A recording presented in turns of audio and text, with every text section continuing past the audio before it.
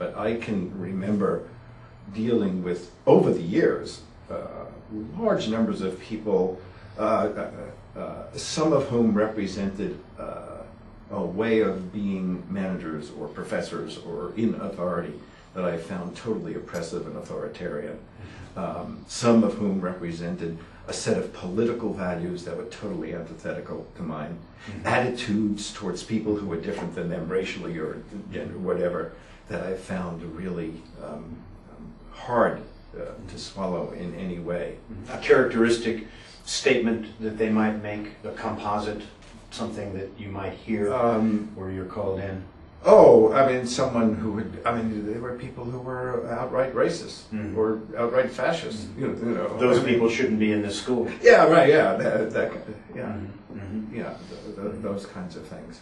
So what caused the shift? I need to examine that. I want you under the microscope. Well, the shift was, since I wasn't the person who was in the position to judge them, I was in the position of having to try to work with them.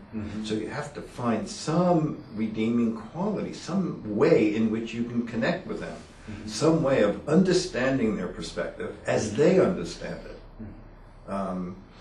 And when you do that, it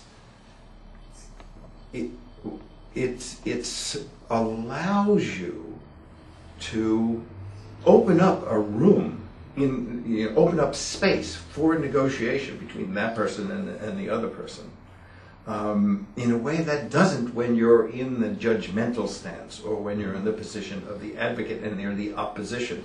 It's no longer someone you're trying to beat or defeat. It's now someone you're trying to understand. It's a totally, plus the fact that you're standing that way in relation to them, they know that you can't make them do anything. They know that you can't judge them. They respond differently to you.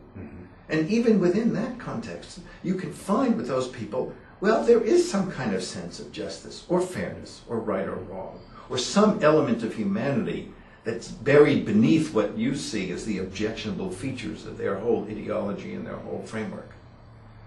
And then there's the flip side. Running into people who represented the same politics I did or the same values I did, and to find that they were unethical in their personal contact, exploitative in their relationship with others, self-aggrandizing,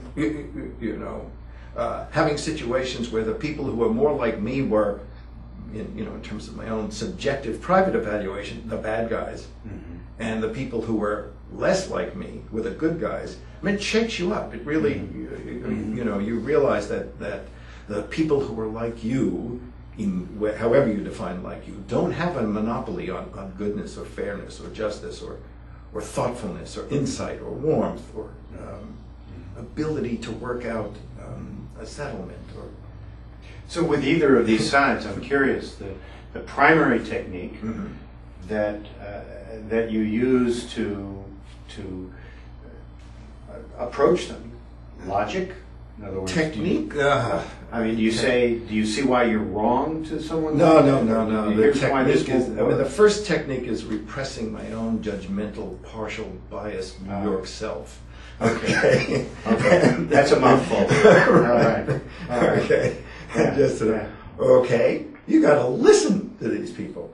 You have to find out where they're coming from, literally. Okay? Give them at least that much dignity. Don't listen always with a screen by which you're categorizing and judging.